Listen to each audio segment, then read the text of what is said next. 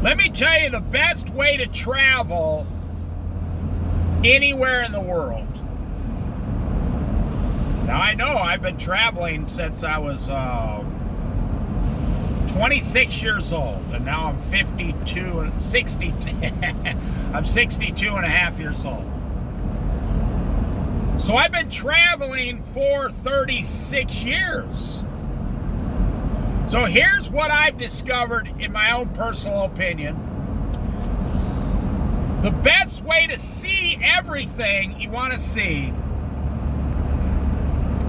is by walking. But that's not the most practical way.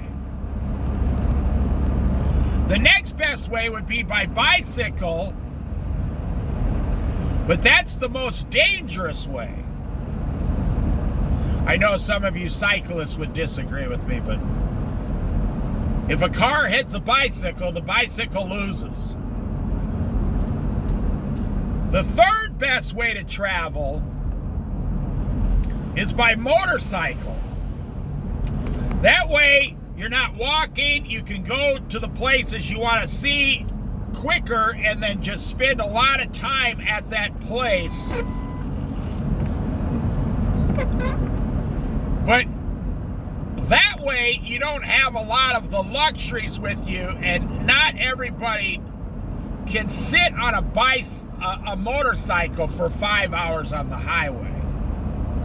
It takes a special kind of a person to be able to do that. The next way is by a car. But in a car, you got your limitations. The next best way is van. That's my favorite way, a van. You can sleep in the van, you can go to the area, you can go in a campground, you don't have to set up a tent, you just ride in the van, you can cook in the van, you can sleep in the van, you can go to the bathroom in the van, you can shower off the back of the van. That's my most favorite way of traveling, and that's what I've mostly used close to 40 years now. I bought my first van when I was like 19 or 20 years old. It was like an old 68 Dodge window van. Of course, back then, it was only about 14 years old. And believe it or not, I picked it up for $300. And it only had about 90,000 miles on it. That's the best way to travel. The next best way is a small motorhome or a Sprinter van. But then you start getting into size confinement. Your vehicle starts to become too big. And then you go all the way up to a Class A, $450,000, rich guy motorhome. And you just got so much money, you just really don't know what to do with it. So you go out and buy $500,000 toys. But you're not getting anything from that motorhome that you're not getting in a Sprinter van. You're really not getting anything extra. Because once you go past a very comfortable bed,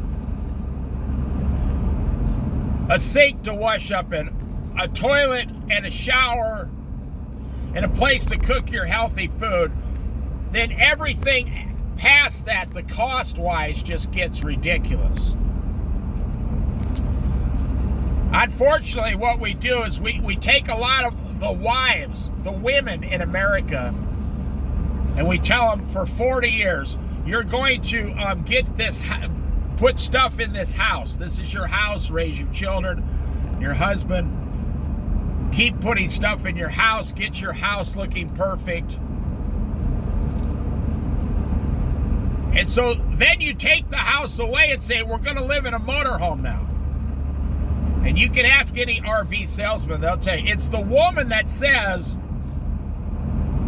I can't live in an RV, so that's when you buy a $500,000 or $1 million motorhome, because she's not used to the confined space. So whatever you choose, here's the best way to travel. Slowly. Now, when's the last time you went on vacation, right? You really didn't go on vacation. You spent 50% of your time driving, paying for stuff, getting in line, looking for stuff. 50% of your time checking into motels. It's miserable. It's a miserable, miserable way to travel. That's why I don't ever travel. Actually, I just move to the area, and then I just drive that entire state and the states next to it. See, that's why I know so much about each area, because I spend years and years in that area. I don't just travel there. Like, let's take Martha's Vineyard in the Northeast. Most people dream about taking a vacation there one time. Now, not me, I'm just talking about other people. Sounds horrible to me. But what I would do is I would move there. They say you couldn't afford it. Oh, of course you could. They have to have workers there. Rich people always need workers. Rich people need workers. They have to have a certain amount of housing that you can afford to live there. And now you're one of the workers, and you're living in paradise. You're not going to get invited over to Martha Stewart's house, no. But you're probably going to mow her lawn. And maybe she'll come outside with a cupcake and give it to you. You understand what I'm saying? Like the Oregon coast here. Most people dream about spending 30 days on the Oregon coast just once in their lifetime. And they all say, oh, you can't make a living out there. You can't find a place to live. It's all false. It's not true. I just spent 22 and a half years here. You have apartments. You have cheap housing outside of town. You have apartments inside town. There's tons of jobs in every place. You just have to do one of the jobs there, like grocery store, dishwasher, prep cook, waitress, lawn care. These are the types of jobs in a place of paradise. Or you can move here, and if you have like a nursing degree, you can go work at the hospital as a nurse.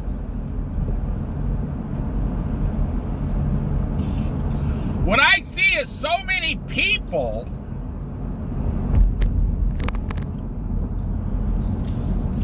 they take a 2-week vacation and they come back exhausted and miserable. Completely exhausted and completely miserable. And I say, so they went to the Oregon coast. They say, oh, did you see like the Hasita Head Lighthouse? Oh, we drove by it, but we never had time to, we didn't have time to stop. If you didn't stop at the Hasita Head Lighthouse, I've talked to people, they go, oh, I drove down the Oregon coast. Oh, did you stop in Florence, Oregon? Oh, yeah, we saw that little town with the bridge, and no, we didn't have time to stop. We just drove through. I'm in Yachats, Oregon right now. Hey, have you ever been to Yachats, Oregon? Well, you know, kind of. I stopped there and got gas once. I say, no, they don't even have a gas station here, so you don't know what you're talking about. You have to get out of your car and walk around for 3 or 4 hours. Now, I'll tell you what, I see young people come to Yachats here, or Florence. They come from like Eugene, college people, and they come like 6 or 8 of them, and they come out in 2 cars, and they all rent one place for 2 nights, and they walk that's why they love yachts. They just park and they walk around the entire town for 3 days. They can tell you everything there is to know about yachts in about 3 days. I say, hey, did you see that world famous rock shop there in Yachats? Oh, yeah. We saw it. We just drove past it, though. We didn't have time to look at it. Must be garbage day. Now think about it. You're on vacation, but you don't have time to look at stuff. Let me say that again. You're on vacation, but you don't have time to look at stuff. And most people, they never looked at anything their entire life until they get to be 62 or 65 years old. And they get their Social Security, and they like, I want to start traveling, but you can't just start something you've never done before. And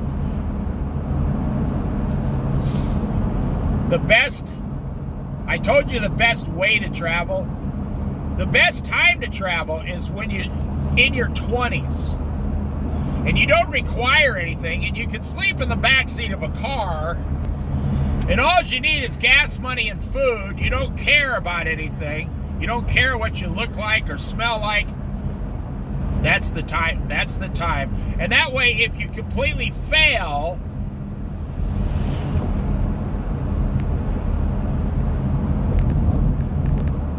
you're only in your 20s, you can just start over again and go back home and get a job.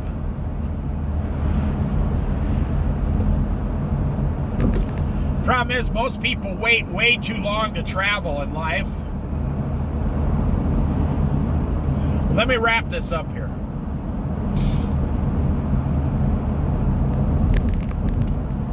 The best way to travel is in a van,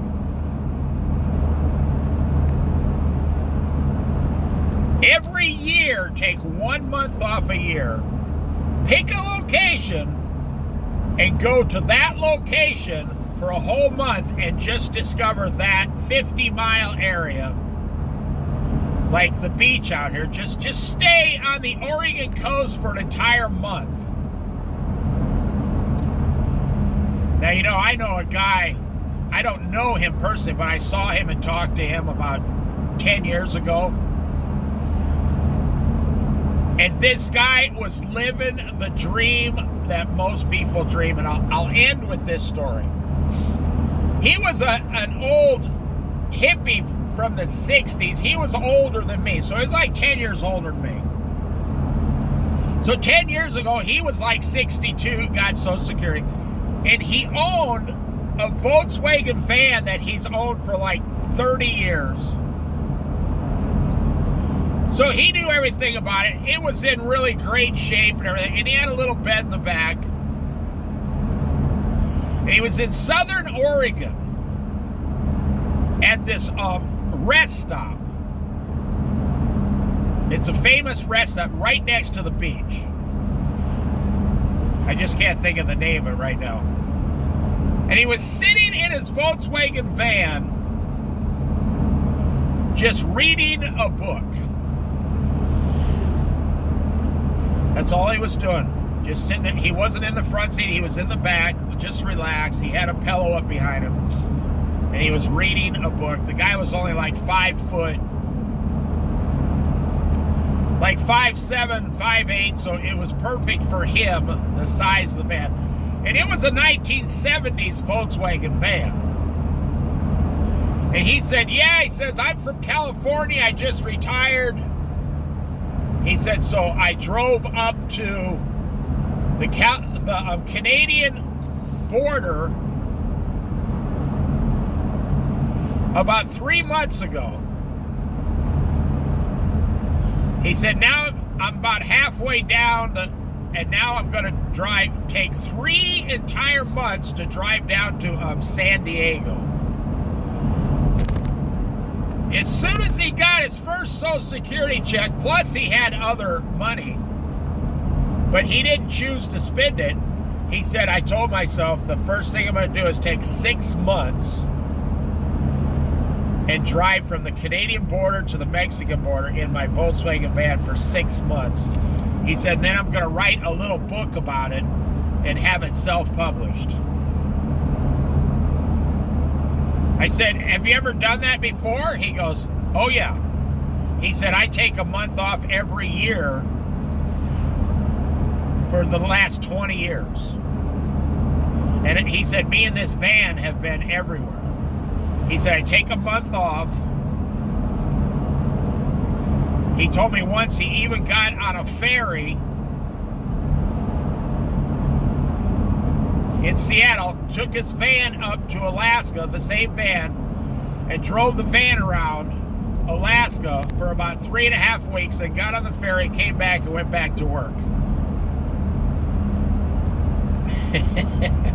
Now that, see right there, that's what everybody's dream is, that story I just told you.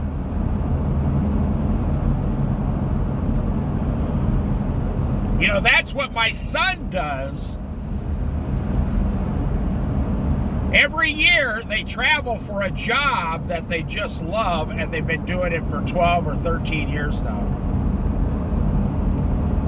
So when my son gets older, he's going to say that he's completely fulfilled with the traveling part.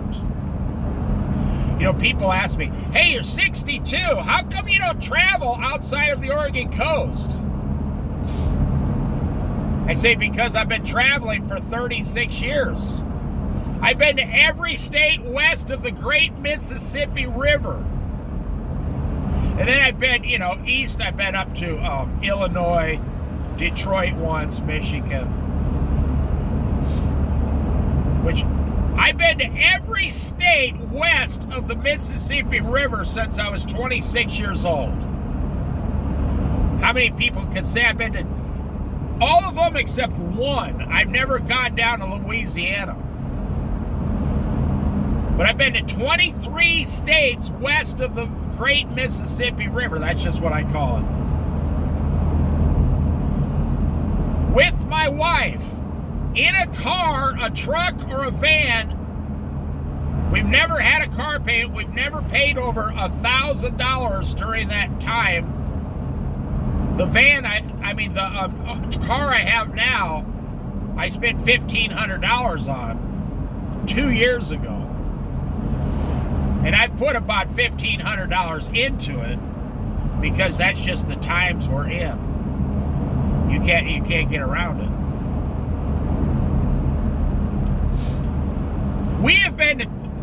My wife and I drove across Idaho once, 40 miles an hour. From the east all the way to the west, 40 miles an hour. Then we drove across Oregon, like 35 miles an hour, all the way on the back road, and taking back roads all the way. The only highway we saw was Interstate 5 when we crossed over it. And then got on the road that comes out to the coast, to Florence on the coast. And back then there was nobody on the road, and we literally drove like 38, 40 miles an hour all the way. 22 years ago, back when things were more normal, of course. So I see people all the time coming out here, but I've seen this for 40 years, people traveling. And I say, well, what'd you see? And they say, well, mostly the inside of my car, and then we didn't get to do many things. And we had to get back to work.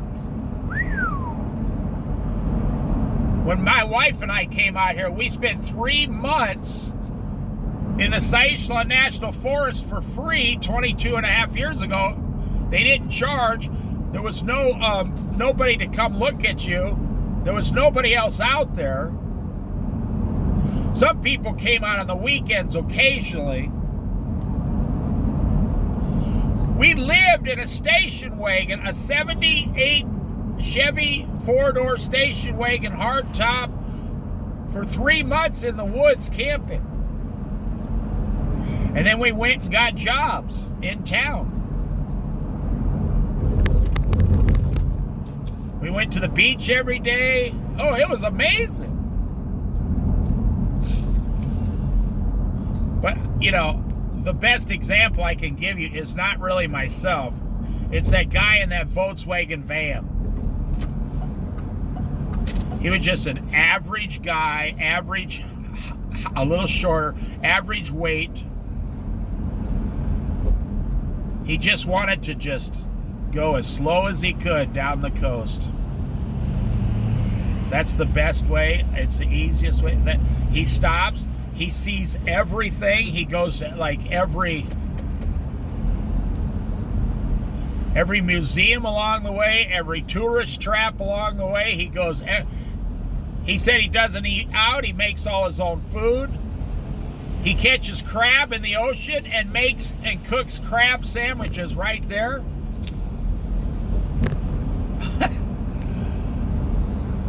So, you know, but I know I'm telling this stuff, and most of you are just, you know, screaming at me. You don't understand my situation. I can't do that. Well, no, it's a choice, you see. When you get up in front of Jesus one day, you're not going to say, I didn't have the same choices as everyone else. And Jesus will say, no, you did. I had to make it fair for everyone. Everybody has to answer for what they chose. So I have to give everyone free will to make their own choices. You see, if you're not going to be answerable on Judgment Day, if you don't ever have to give an answer, then you don't need free will. And I'm glad God gave us free will. It's the greatest gift we've ever been given that nobody uses.